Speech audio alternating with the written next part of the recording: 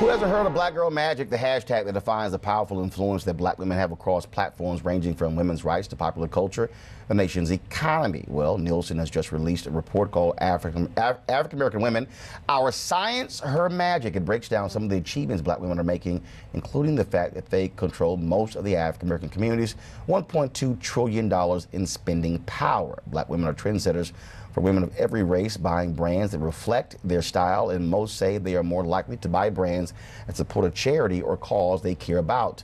Now, you know, sisters are spending lots on health and beauty products, and Nielsen suggests that companies looking to gain that market share should be diversifying their product lines. The report also highlights the power of African American women's ambition.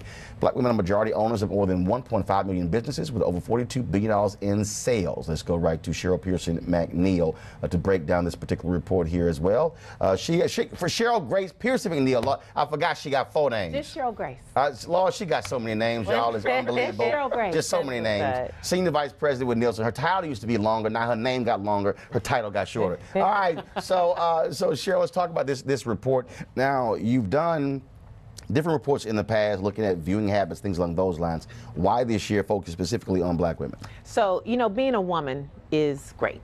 Absolutely. Being a black girl Yes. or a black woman, as we all know now, is magic. That's Absolutely. right. But being a black female consumer is pure power. And that's one of the reasons we wanted to talk about what that power actually means, because of black women, as the trendsetters that we are literally at the intersection of commerce, culture, and consciousness. And we are impacting so many ways that other women think and dress and what they buy. Right. We thought it was time to highlight that. Absolutely. And speaking of that, pull the graphic up, please. Again, I gave some of the stats when it came to businesses. Black women, first of all, start businesses at a faster rate than anybody else in this country. And also 23% of black women have bachelor's degrees or higher, up from 18%. They're also going to college more so than anybody else as well, Cheryl. Yes. So all of that says that what we're doing now, it's not that we haven't been doing it all along, it's just that for some reason the world is taking notice. That's right. And I think a lot of that has to do with some of the other trends that we point out in this report, and that's how we're spending our time as consumers and our consumption habits. We watch, bar none, more TV, we listen to more radio, we are using our personal computers for internet and video consumption, we're using our smartphones for those same things, and we're not afraid to talk about it. And when we actually share what we love, why we love it, who we love, why we love, when we do that, other people pay attention, and that works for marketers as well. So they're starting to pay attention, and they're making decisions based on that we have. And so that's why you're seeing when you have successes like Issa Rae on a platform online with her Awkward Girl series. Right. HBO took notice of all of us who were tuning in to watch that, and they turned it into a series. That's why you're starting to see this phenomenon actually manifest itself in other ways. Yeah.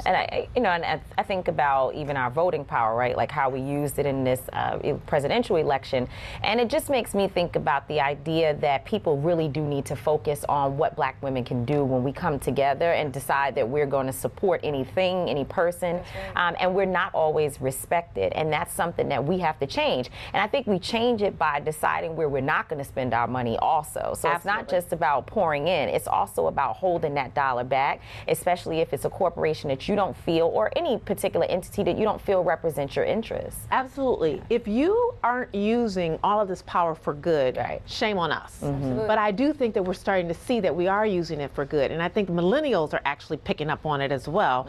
And that's getting some traction. Absolutely, and I think that the beauty of all of this is us being able to change the narrative and create our own narrative. And what I'm loving is this sense of us being unapologetically black and owning it, right? And embracing each other, whether it's the hashtag Black Girl Magic that we all use, just really loving and embracing ourselves for all we have to offer. And as you rightfully said, the world has caught wind to it, and they're, you know, just saying these women love themselves, and they're capitalizing off of it almost. And you brought up Issa Rae, and I loved her statement the other night at the Emmys when they asked her, who are you supporting? And anyone she said, black. Everybody black. I love that, because that's what we do. That's what we do. Absolutely. But I think what this highlights, though, is the power of the dollar. Yes. This is economics. Yes. You know, I'm married to a black woman. Yay. Beautiful. Yes. Love her to death. We like to hear that, by the way. And so we went out this Girl, past calm weekend. yourself.